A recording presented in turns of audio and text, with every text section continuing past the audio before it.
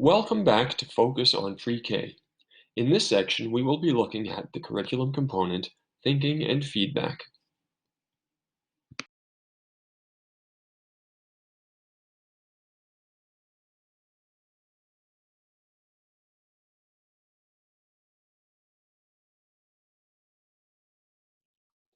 Thinking and feedback is a unique component to Focus on Pre-K. What is feedback, and why is it appropriate for preschoolers?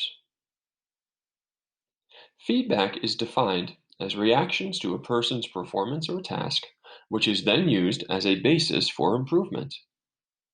Feedback is made relevant to preschoolers through thinking and feedback because their work is elevated and made visible to the classroom community, they reflect on and extend their learning, and they develop critical thinking and discourse skills.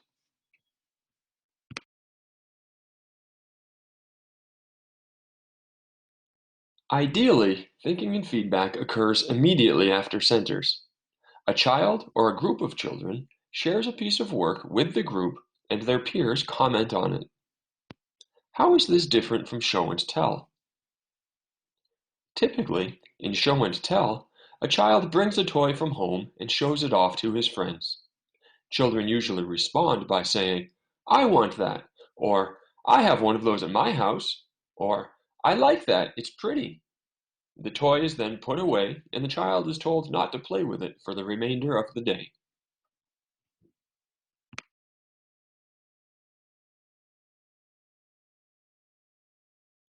In thinking and feedback, children still show or present, but what they show, their artifact, is from their work in centers.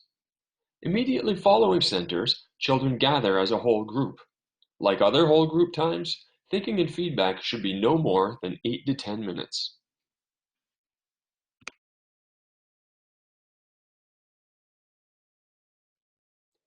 A protocol, a set of prescribed steps, is used to guide the ensuing discussion. Included in the curriculum are visual prompts for each of the steps. Many teachers post these in the meeting area to help keep the discussion on track.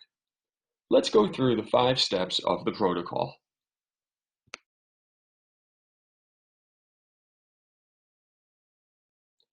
The first step is looking. Children look silently at the artifact.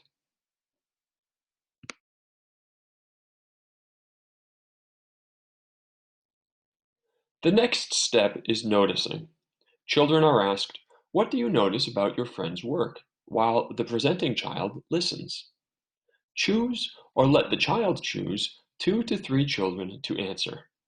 Model the protocol language. "I noticed you used a lot of green."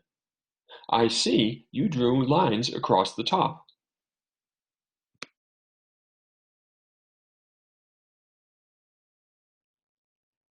The third step is listening. The presenting child explains his inspiration, describes his process, and any challenges encountered. It is recommended that you prepare the child by having a brief meeting with him at the end of centers.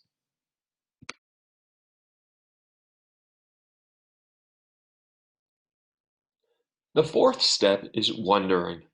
This is typically the most difficult step for children because they have to ask questions about the artifact. Model for children. Why did you use so much green? How did you draw the lines at the top?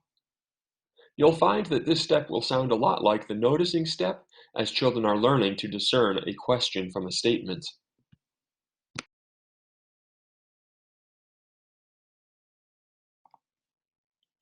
In the final step, inspiring or suggesting, children offer feedback, suggestions on how to refine the work, address challenges, or to describe how the artifact inspires them.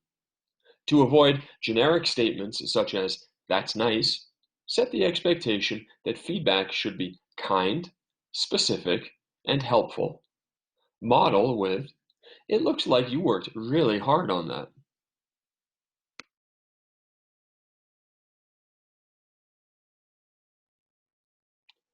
The teacher then summarizes the discussion. It is helpful to refer to notes taken by another adult during the discussion. The summary is presented to the child the next day in centers, and he is given the option of acting on or not the feedback.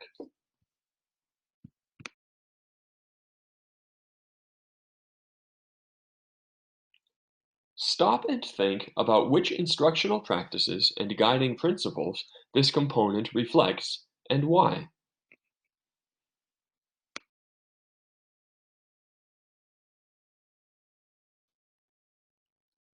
Granted, this is a very sophisticated learning routine that is carried throughout our focus on pre-K to second grade curricula.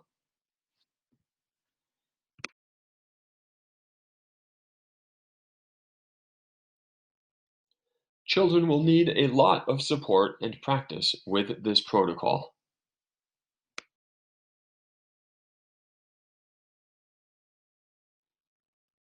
Notice that the protocol language is the same as quality facilitation of learning.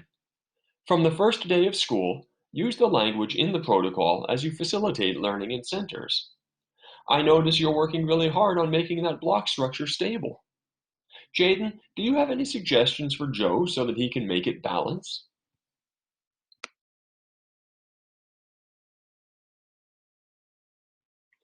In the first week, gather the children after centers and model the spirit of the protocol.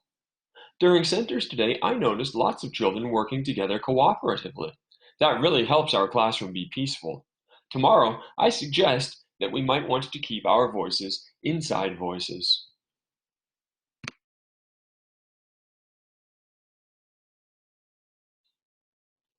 In the second week, introduce thinking and feedback as a classroom routine, focusing on only the first three steps: looking, noticing, and listening. Friends, at the end of centers, do you notice how I always reflect on what you did and give you feedback? I think you should have the opportunity to do so too. We're going to learn thinking and feedback. Here are some pictures, cards that we can use to learn the steps.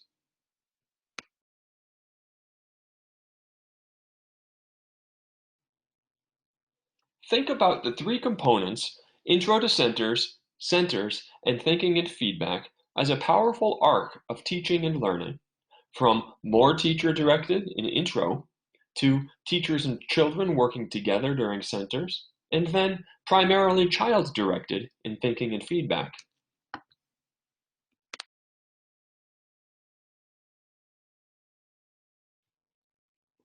Thinking and feedback is definitely language heavy. Scaffold children who have challenges with communication boards and gestures.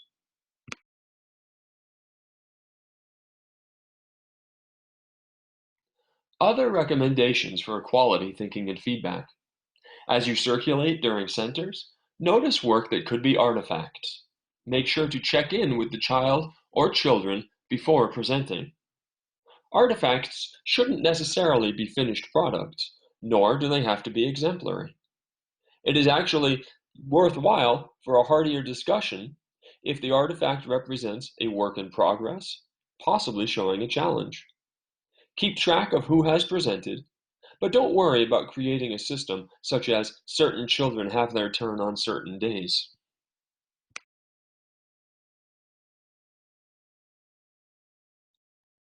Now, take notes as you watch the thinking and feedback video and notice guiding principles and instructional practices that apply.